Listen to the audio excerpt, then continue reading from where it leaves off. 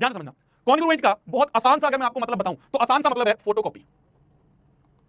क्या है कॉन्ग्रुएंट का बहुत आसान सा मतलब है फोटोकॉपी। ये हाथ इस हाथ का फोटोकॉपी है। मैं आपको बहुत इंपॉर्टेंट चीज बता रहा हूं मेरे जान, आप थोड़ी देर अभी बंद कर दो चैट, थोड़ी देर शांति से बस सुन लो, ठीक है? ब्लर ब्लर वैसे कुछ फर्क नहीं पड़ रहा है, अभी सही हो जाएगा, ठीक है? ठीक है, ये जो फॉग आ गई कैमरे फॉग आती है सही हो जाएगी। ये कैमरा वो कैमरा, ये वाला हाथ इस वाला हाथ की फोटोकॉपी है। क्यों है ये दोनों हाथ एक दूसरे की फोटोकॉपी? क्योंकि अगर मैं इस हाथ को इसके ऊपर रख दूं, ध्यान से देखना, ध्यान से देखना, अगर मैं इस हाथ को इसके ऊपर रख दूं तो पिछले वाला हाथ छुप जाएगा। तो पिछले वाला हाथ छिप गया है ना, पिछले वाला हाथ अब दिख नहीं रहा है, छिप गया है, ऐसे करोगे तो दिखेगा। तो एक दूसरे के ऊपर रखने पे ये एक दूसरे की फोटोकॉपी बन रहे हैं, एक दूसरे को छिपा दिया, ये दोनों हाथ एक दूसरे की फोटोकॉपी हैं। क्यों? जब मैंने इसको उठा के इसके ऊपर रखा तो पीछे वाला छिप गया, तो पिछले वाला छिप गया, है ना, है ना? तो इसे कहते हैं हम कॉन्ग्रुएंट फिगर्स। ये वाली फिगर इस वाली फिगर की कॉन्ग्रुएंट फिगर है, ये दोनों आपस में कॉन्ग्रुएंट फिगर्स हैं। क्या मेरी बात समझ में आई? क्या मेरी बात समझ में आई? ये हाथ और ये हाथ आपस में कॉन्ग्रुएंट फिगर्स हैं। क्यों कॉन्ग्रुएंट है? क्योंकि अगर मैं इसको इसके ऊपर सुपर इंपोज करूं, सुपर इंपोज इसके ऊपर रखना, तो अगर मैंने इसके ऊपर ये रख दिया तो पीछे वाला हाथ छिप गया, तो ये एक दूसरे की फोटोकॉपी है, ये एक दूसरे की फोटोकॉपी है। अभी भी समझ में आया? मैं आपको मैथमेटिक्स वाला मतलब समझाता हूं। कॉन्ग्रुएंट फिगर्स होते हैं, two figures are said to be congruent if they have same shape and same size. अगर दोनों की शेप भी सेम है और साइज भी सेम है तो उन्हें हम कॉन्ग्रुएंट फिगर्स कहेंगे। क्या बोला मैंने? सेम शेप होनी चाहिए भाई, शेप भी सेम होनी चाहिए और साइज भी सेम होना चाहिए। तुम कहोगे भाई ये दोनों अलग अलग बात होती है क्या? हाँ अलग अलग बात होती है। देखो मान लो एक ट्रायंगल में दिया है और एक सर्कल में दिया है, ध्यान से देखो, ध्यान से देखो, मान लो एक ट्रायंगल में दिया गया है और एक सर्कल में दिया गया है। क्या इन दोनों की सेम शेप है? क्या इन दोनों की शेप सेम है? कैसे? अरे एक ट्रायंगल एक सर्कल है, शेप ही अलग है, तो शेप ही अलग है तो साइज की तो क्या बात करें? शेप भी सेम होना चाहिए, साइज भी सेम होना चाहिए, तो शेप ही अलग है तो नॉट कॉन्ग्रुएंट, नॉट कॉन्ग्रुएंट।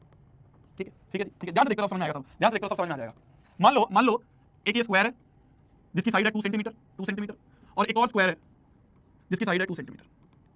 क्या ये दोनों कॉन्ग्रुएंट हैं? Yes or no. क्या ये दोनों कॉन्ग्रुएंट हैं? Yes or no. बताओ, क्या ये दोनों कॉन्ग्रुएंट हैं? Yes or no. क्या ये दोनों कॉन्ग्रुएंट हैं? Yes or no. बताओ, बताओ, yes or no. Yes, yes, क्यों? क्यों? क्योंकि दोनों के दोनों स्क्वायर है तो शेप तो सेम है, शेप तो सेम है। दोनों का साइज, साइज मतलब ये भी 2 सेंटीमीटर का ये पूरा, ये भी 2 सेंटीमीटर का है, तो यहां पे हमें साइज भी सेम मिल रहा है, तो शेप भी सेम, साइज भी सेम, तो yes they are congruent figures. ये कॉन्ग्रुएंट फिगर्स हैं, कॉन्ग्रुएंट फिगर्स हैं। अरे क्या मेरी बात समझ में आई? मान लो तीसरा एग्जांपल मैं आपके सामने दे रहा हूं। मान लो एक स्क्वायर है 2 सेंटीमीटर की साइड का और एक सर्कल है जिसका रेडियस भी 2 सेंटीमीटर है। क्या ये दोनों कॉन्ग्रुएंट हैं या नहीं? क्या ये दोनों कॉन्ग्रुएंट हैं या नहीं? Are these two figures congruent or not? Are these two figures congruent or not? Are these two figures congruent or not? Yes or no, yes or no. No क्यों? क्योंकि शेप ही सेम नहीं है। अरे भाई तुमने लिखा 2 सेंटीमीटर, बात कर रहा हूं साइज की, बात तो बाद में आएगी। सेम शेप ही नहीं है, एक स्क्वायर है और एक सर्कल है तो शेप ही सेम नहीं है तो नॉट कॉन्ग्रुएंट। ठीक है, साइज की तो बात जब आएगी जब शेप तो सेम हो, शेप ही अलग अलग है तो नॉट कॉन्ग्रुएंट। ठीक है जी, ठीक है जी। अगर मान लो मैं सीजर लूं, सीजर लेके इसको ऐसे काट दूं और निकाल के मैं इसके ऊपर रखूं तो क्या एक दूसरे को छिपा देंगे? नहीं छिपाएंगे ना। हाँ, इसको अगर मैं सीजर लेके मान लो काट के इसके ऊपर रख दूं तो वो एक दूसरे को छिपा देंगे, वो एक दूसरे को सुपर इंपोज कर देंगे, छिपा देंगे, तो ये एक दूसरे की फोटोकॉपी है। तो ये एक दूसरे की फोटोकॉपी है। इसको अगर मैं कैंची से काट के ऊपर रखूंगा तो ये है ना, सीजर से काटा, सीजर से काट के उठा के इसके ऊपर रखा, इमेजिन कर पाए हो? सीजर से काट के इसके ऊपर रखूंगा तो एक दूसरे को छिपा देंगे, शेप भी सेम है, साइज भी सेम है, तो ये कॉन्ग्रुएंट होंगे। कॉन्ग्रुएंट का सिंबल होता है कुछ ऐसा, इक्वल टू, और इक्वल टू के ऊपर ऐसे लेटा हुआ एस। ठीक है, इक्वल टू के ऊपर लेटा हुआ एस, तो ये होता है कॉन्ग्रुएंट का साइन। ठीक है, इक्वल टू का साइन और उसके ऊपर लेटा हुआ एस, ये होता है कॉन्ग्रुएंट। तो ये वाला स्क्वायर इस वाले स्क्वायर के कॉन्ग्रुएंट है। ठीक है, ये दोनों कॉन्ग्रुएंट नहीं है, ये दोनों भी कॉन्ग्रुएंट नहीं है। ठीक है, नॉट कॉन्ग्रुएंट। देख लो, लिख लो अच्छे से, फिर आगे बढ़ेंगे। देख लो, लिख लो अच्छे से, फिर आगे बढ़ेंगे। लिख लो अच्छे से, फिर आगे बढ़ेंगे।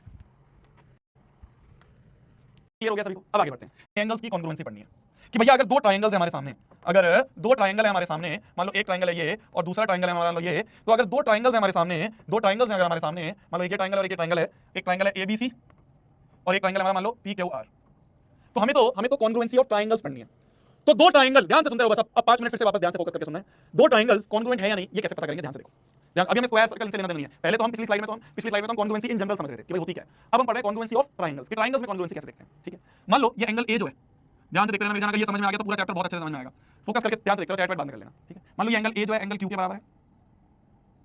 ठीक है जी, ठीक है जी। मान लो ये एंगल बी जो है ये एंगल आर के बराबर है मान लो, और ये एंगल सी जो है ये एंगल पी के बराबर है, सी जो है एंगल पी के बराबर है। ठीक है जी, ठीक है जी। मान लो ये जो ए बी साइड है, ये ए बी साइड जो है मान लो वो क्यू आर के बराबर है। ठीक है, ठीक है। ये बी सी साइड जो है वो मान लो ये आर पी के बराबर है, और ये जो ए सी साइड है ये मान लो ये पी क्यू के बराबर है। ठीक है, 3 डंडे वाली 3 के बराबर, 2 डंडे वाली 2 के बराबर, 1 डंडे वाली 1 के बराबर। ठीक है जी, ठीक है जी। क्या बोला मैंने? वापस से देख लो। एंगल ए येलो वाला येलो के बराबर, मतलब एंगल ए जो है वो एंगल क्यू के बराबर है। ठीक है, ठीक है। एंगल बी जो है वो एंगल आर के बराबर है मान लो, और एंगल सी जो है वो एंगल पी के बराबर है मान लो। ठीक है, हरा वाला हरे के बराबर। ठीक है, ठीक है। साथ ही साथ मैंने साइड्स भी आपको बताई, साइड्स भी मैंने आपको बताई। ए बी वाली साइड जो है वो क्यू आर वाली साइड के बराबर है, बीसी वाली जो साइड है वो आरपी के बराबर है, और ये जो सीए वाली साइड है, ये सीए वाली साइड है ये पीक्यू के बराबर है। इन्हें कहते हैं कोरस्पॉन्डिंग एंगल और कोरस्पॉन्डिंग साइड। ध्यान से सुनते रहो, बस 5 मिनट ध्यान से सुनते रहो, सब समझ में आएगा। इन सभी को कहते हैं कोरस्पॉन्डिंग एंगल्स। मतलब इस येलो के करस्पॉन्डिंग ये क्यू बराबर, बी के करस्पॉन्डिंग आर बराबर, सी के करस्पॉन्डिंग पी बराबर, तो इन्हें कहते हैं करस्पॉन्डिंग एंगल्स, ठीक है। और ये जो होती है, ये जो यहाँ पे लिखी हुई है, जो साइड साइड बराबर है, ये वाली साइड इस वाले ट्रायंगल की करस्पॉन्डिंग साइड के बराबर, इस ट्रायंगल की बीसी साइड इस ट्रायंगल की आरपी साइड के बराबर, इस ट्रायंगल की एसी साइड इस ट्रायंगल की करस्पॉन्डिंग पीक्यू के बराबर, तो इसे कहते हैं कॉरेस्पॉन्डिंग साइड्स। तो कॉरेस्पॉन्डिंग एंगल्स आपस में बराबर है, कॉरेस्पॉन्डिंग साइड्स आपस में बराबर है। तो अगर सारे कॉरेस्पॉन्डिंग एंगल दूसरे कॉरेस्पॉन्डिंग एंगल के बराबर हो और एक ट्रायंगल की सारी साइड दूसरी ट्रायंगल की कॉरेस्पॉन्डिंग साइड के बराबर हो, तो हम ये कह देंगे कि ये दोनों ट्रायंगल आपस में कॉन्ग्रुएंट है। तुम कहोगे भैया यहाँ पे वो फोटोकॉपी वाला कांसेप्ट क्यों नहीं लगा रहे? यहाँ पे भैया ये सारे एंगल बराबर सारी साइड बराबर, इतना क्यों बोल रहे हो?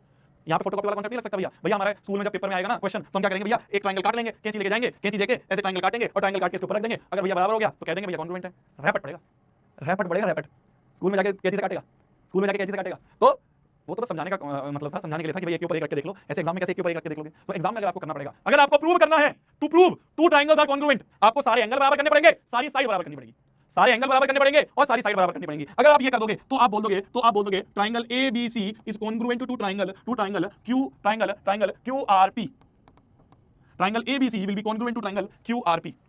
अगर आपने सारे एंगल बराबर और सारी करस्पॉन्डिंग साइड्स बराबर कर दी तो आप कह दोगे triangle ABC is congruent to triangle QRP. क्या समझ में आ रहा है बंधु? नहीं समझ में आ रहा, कोई बात नहीं, धीरे-धीरे सब समझ में आएगा। अगर आपको दो ट्रायंगल को कॉन्ग्रुएंट करना है, वापस से सुनो, फिर से बोल रहा हूं, अगर आपको दो ट्रायंगल्स को कॉन्ग्रुएंट प्रूव करना है तो आप कैंची लेके एक के ऊपर एक नहीं रखोगे। जो प्रॉपर मेथड है, जो एग्जाम में मेथड यूज करना है, वो है सारे करस्पॉन्डिंग एंगल इक्वल होने चाहिए, सारे करस्पॉन्डिंग साइड्स इक्वल दिखा दो। अगर आपने सारे करस्पॉन्डिंग एंगल इक्वल दिखा दे, सारे करस्पॉन्डिंग साइड्स इक्वल दिखा दी, तो आप कह दोगे triangle ABC is congruent to triangle QRP. एक क्वेश्चन आपके दिमाग में आ रहा होगा, भैया यहां पे तो आपने एबीसी लिख दिया, यहां पे पीक्यूआर क्यों नहीं लिखा, यहां पे पीक्यूआर क्यों नहीं लिखा? यही सबसे इंपॉर्टेंट चीज है, ये जो सीक्वेंस है ना कि भैया अगर आपने यहाँ पे एबीसी लिखा है तो यहाँ पे पीक्यूआर क्यों नहीं लिखा, क्यूआरपी क्यों लिखा है, ये सीक्वेंस सबसे इंपॉर्टेंट है। अगर आपने सीक्वेंस में गड़बड़ी करी तो आपके नंबर कट जाएंगे। ये सीक्वेंस लिखना बहुत जरूरी है। क्यों जरूरी है? क्योंकि अगर इसको वापस से कोई इंसान पढ़ेगा तो ऐसे पढ़ते हैं कि ए एंगल पहले वाला एंगल पहले वाले के बराबर, यहाँ पहले वाला एंगल पहले के बराबर है क्या, देखो ए बराबर क्यू है। जो दूसरी पोजीशन पे लिखा है क्या वो दूसरी पोजीशन के बराबर है, बी बराबर आर है, बी बराबर आर है। जो तीसरी पोजीशन पे लिखा है क्या वो तीसरी पोजीशन के बराबर है, सी बराबर पी है, सी बराबर पी। अच्छा सी बराबर पी लिखना था, सी और पी, देखना दोनों हरिया सी और पी। तो जो तीसरी पोजीशन पे लिखा है सी, क्या वो पी के बराबर है? क्लियर है, क्लियर है, क्लियर है। तो मैंने क्या बोला, मैं वापस बता रहा हूं आपको, मैंने क्या बोला कि अगर दो ट्रायंगल्स को कॉन्ग्रुएंट प्रूव करना है तो करस्पॉन्डिंग एंगल के बराबर और साइड्स करस्पॉन्डिंग साइड्स के बराबर। अगर आपने सारे एंगल आपस में बराबर कर दिए, मतलब करस्पॉन्डिंग बराबर कर दिए और साइड करस्पॉन्डिंग साइड के बराबर कर दिए, तो आप कहोगे triangle ABC is congruent to triangle QRP. ये सीक्वेंस बहुत इंपॉर्टेंट है, क्योंकि जो पहले पे लिखा है वो पहले के बराबर होना चाहिए, जो दूसरे पे लिखा है वो दूसरे के बराबर होना चाहिए, जो तीसरे पे लिखा है वो तीसरे के बराबर होना चाहिए। ये सीक्वेंस बहुत इंपॉर्टेंट है, ये सीक्वेंस बहुत इंपॉर्टेंट है। ठीक है मेरे जान, ठीक है मेरे जान। मान लो क्वेश्चन में यही दे दिया, अभी तो आपने क्या करा, अभी तो आपने प्रूव करा कि भाई दो ट्रायंगल को अगर कॉन्ग्रुएंट प्रूव करना है तो सारे एंगल बराबर सारी साइड बराबर करनी है। मान लो क्वेश्चन गिवन ही दे दे, इफ इट इज गिवन, अगर आपको गिवन ही है मान लो कि triangle A B C is congruent to triangle मान लो आर पी क्यू। अगर आपको ये गिवन है, ठीक है, आपको क्वेश्चन नहीं दे दिया, आपको क्वेश्चन में ही मिल गया कि दो ट्रायंगल आपस में कॉन्ग्रुएंट है। यहाँ पे तो आपने कॉन्ग्रुएंट प्रूव करा है, सारे एंगल सारी साइड बराबर करके, ठीक है। अगर आपको गिवन है कि दो ट्रायंगल कॉन्ग्रुएंट है तो आपको बल्ले बल्ले मजा आ गया, बल्ले बल्ले मजा आ गया, बल्ले बल्ले मजा आ गया। क्यों? क्योंकि अगर दो ट्रायंगल कॉन्ग्रुएंट गिवन है तो आप सारी चीजें अपने आप लिख सकते हो। पहले वाला एंगल पहले के बराबर लिख दो, एंगल ए बराबर एंगल आर लिख दो, दूसरे वाला एंगल दूसरे के बराबर लिख दो, एंगल बी बराबर एंगल पी लिख दो, तीसरे वाला एंगल तीसरे के बराबर लिख दो, एंगल सी बराबर एंगल क्यू लिख दो। ठीक है, ठीक है, ठीक है। और साइड्स का भी लिख सकते हो, साइड्स का भी लिख सकते हो कैसे, ए बी आर पी के बराबर। ध्यान से देखना मैं कैसे लिख रहा हूं, ए बी बराबर आर पी, ठीक है, बी सी बराबर पी क्यू, बी सी बराबर पी क्यू और ए सी बराबर आर क्यू, ए सी बराबर आर क्यू। क्या आपको ये बात समझ में आई या नहीं आई? अगर ट्रायंगल कॉन्ग्रुएंट गिवन है, हमें गिवन है कि दोनों ट्रायंगल कॉन्ग्रुएंट है, तो सारे एंगल बराबर और करस्पॉन्डिंग साइड्स बराबर। ये कैसे लिखी है मैं वापस बताता हूं, ये कैसे लिखी है मैं वापस बताता हूं, ध्यान से देखना, जिसको ये नहीं समझ में आया कि साइड्स का कैसे लिखा है, ध्यान से देखो। जो ए बी साइड है वो आर पी के बराबर, तो ए बी आर पी के बराबर होगा। जो बी सी साइड है वो पी क्यू के बराबर, तो बी सी बराबर पी क्यू होगा। और ये जो ए सी है ये आर क्यू के बराबर, जो ए सी है वो आर क्यू के बराबर। तो इसे कहते हैं कॉरेस्पॉन्डिंग एंगल्स ऑफ ट्रायंगल, और इन्हें कहते हैं corresponding sides of triangle, corresponding sides of congruent triangle, congruent triangle, एक कॉन्ग्रुएंट ट्रायंगल की करस्पॉन्डिंग साइड्स के बराबर। और इन दोनों को मिला के कहते हैं सीपीसीटी। सीपीसीटी का मतलब होता है, सीपीसीटी का मतलब नाम है, सीपीसीटी का मतलब होता है मेरे जान corresponding parts of congruent triangle. ठीक है, ठीक है, ठीक है, ठीक है मेरे जान। भाई ये हो गया corresponding angles of congruent triangle, ये हो गया corresponding sides of congruent triangle, और दोनों मिला के एंगल और साइड दोनों को मिला के पार्ट्स बोल दिया, तो corresponding parts of congruent triangle. ठीक है, corresponding parts of congruent triangle, तो इसे कहते हैं सीपीसीटी। जस्ट नाम है, कोई ऐसे बड़ी चीज नहीं है। बहुत जगह आपको ये सीपीसीटी लिखा हुआ दिखेगा, ये क्यों है बस इसका लिखते हैं कि भैया सीपीसीटी सारे करस्पॉन्डिंग पार्ट्स हैं दो कॉन्ग्रुएंट ट्रायंगल के। वापस से रिकैप करते हैं, ध्यान से देखना। अगर दो ट्रायंगल्स हैं और उनको प्रूव करना है, क्या, to prove two triangles are congruent, अगर आपको प्रूव करना है दो ट्रायंगल्स कॉन्ग्रुएंट, तो प्रूव करने के लिए सारे करस्पॉन्डिंग एंगल बराबर, सारी करस्पॉन्डिंग साइड बराबर, फिर आप कह दोगे कि triangle ABC is congruent to triangle QRP. अब देख लो सीक्वेंस क्यों इंपॉर्टेंट है, क्योंकि इसी सीक्वेंस के हिसाब से आपने सीपीसीटी लिखा था। ये जो सीपीसीटी लिखा है, इसी सीक्वेंस के हिसाब से लिखा है, पहला के बराबर, दूसरा के बराबर, फिर ये दो इस दो के बराबर, तो इसलिए ये सीक्वेंस बहुत इंपॉर्टेंट है। मैं वापस रिपीट करता हूं, बस ये चीज अगर आपके दिमाग में बैठ गई ना, मजा आ जाएगा। थोड़ा सा इनिशियली कंफ्यूजिंग होता है, पर अभी सब समझ में आएगा। अगर दो ट्रायंगल्स को कॉन्ग्रुएंट प्रूव करना है तो ये सारी चीजें इक्वल करनी पड़ेंगी, और अगर ट्रायंगल्स कॉन्ग्रुएंट गिवन है, तो बल्ले बल्ले सारे एंगल भी बराबर, सारी साइड्स भी बराबर। क्या आपको दोनों कन्वर्स चीज समझ में आ रही है? कि प्रूव करना है तो सारे दिखाने पड़ेंगे, और अगर गिवन है तो सारे अपने आप को ऑटोमेटिकली लिख सकते हो। बल्ले बल्ले मजा आ गया। क्या मेरी बात क्लियर हुई? अगर प्रूव करना है तो सारे एंगल भी बराबर दिखाने पड़ेंगे, सारी करस्पॉन्डिंग साइड भी बराबर दिखानी पड़ेगी, तभी बोलोगे कि ट्रायंगल कॉन्ग्रुएंट है। ये सारी चीजें होंगी तभी आप बोल सकोगे ट्रायंगल कॉन्ग्रुएंट है। और अगर ट्रायंगल कॉन्ग्रुएंट है भाई, अगर शो करने के लिए सारी चीजें करनी पड़नी है, तो अगर गिवन है तो भी तो हम बोल सकते हैं कि अगर ट्रायंगल गिवन है तो ये इनके बराबर होंगे एंगल और सारी साइड आपस में करस्पॉन्डिंग बराबर होंगी। फिर से बोल रहा हूं, लास्ट बार ध्यान से सुनना, अगर प्रूव करना है तो सारे एंगल बराबर दिखाने पड़ेंगे, सारी साइड बराबर दिखानी पड़ेंगी, तभी कॉन्ग्रुएंट होगा। बहुत भारी काम है।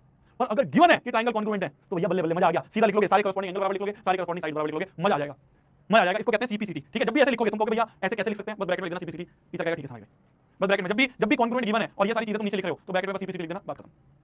क्या मेरी बात क्लियर हुई? क्या मेरी बात? तो अगर ट्रायंगल कॉन्ग्रुएंट गिवन है तो बल्ले बल्ले है भाई। अगर ट्रायंगल कॉन्ग्रुएंट गिवन है तब तो बल्ले बल्ले है, तब तो बल्ले बल्ले है। क्यों बल्ले बल्ले भैया? क्यों बल्ले बल्ले भैया? क्यों बल्ले बल्ले? क्योंकि भैया ये तो सारी चीजें तुम तुरंत लिख दोगे, इसमें तो कोई दिमाग लग ही नहीं रहा, ये तो बहुत जल्दी हो जाएगा, कोई दिक्कत नहीं है इसमें तो। भैया अगर ट्रायंगल कॉन्ग्रुएंट गिवन है तब तो ये सारे तुम खुद ही लिख दोगे, कोई दिक्कत नहीं है। पर अगर ट्रायंगल कॉन्ग्रुएंट प्रूव करना है तो भैया आफत है, सारे एंगल बराबर करने पड़ेंगे, सारी साइड बराबर करनी पड़ेंगी, इनमें तो बहुत टाइम लगेगा, इनमें तो बहुत टाइम लगेगा सारे एंगल बराबर दिखाने में। भैया वाला ए एंगल क्यू के बराबर, सी एंगल पी के बराबर, बी एंगल आर के बराबर लिखो, फिर सारी साइड्स की लेंथ देख के नाप के उसको इक्वल करो, तो इसमें बहुत टाइम लगेगा।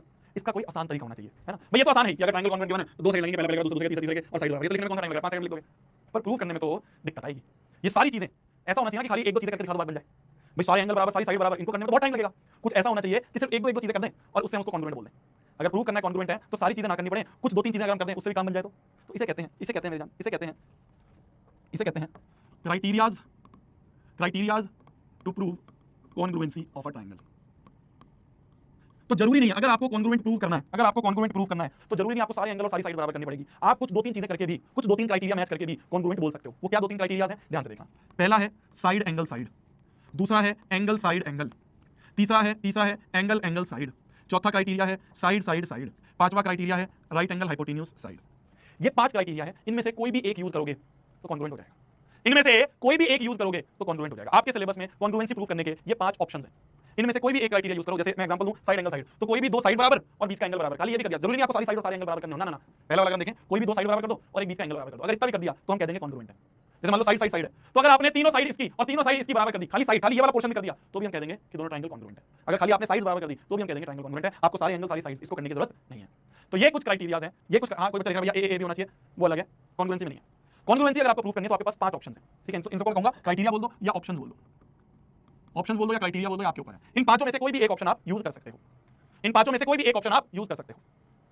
कैसे करेंगे भैया बताओ तो सही? ये तो आपने बोल दिया ये यूज कर लो, हम जान सब बताऊंगा, अभी तो शुरुआत हुई है, अभी तो शुरुआत हुई है, अभी तो शुरुआत हुई है। अब एक एक करके अपन एक एक सारे क्राइटेरिया ध्यान से समझेंगे। मेरे को बस आधा घंटा और चाहिए आज आपका, अगर मैं इसको यहीं छोड़ दूंगा तो आपको कुछ समझ नहीं आएगा, फिर आप कल भी छुट्टी मांग रहे हो, तो इसलिए बस आधा घंटा और दे दो, मैं आपको खत्म करके जाऊंगा, ठीक है? हम इन सारे क्राइटेरिया को एक एक करके देखते हैं, ठीक है? सबसे पहला क्राइटेरिया है साइड एंगल साइड। ध्यान से देखो, मान लो मेरी जान दो ट्रायंगल्स हैं, एक ये ट्रायंगल है और मान लो एक ये ट्रायंगल है, ठीक है?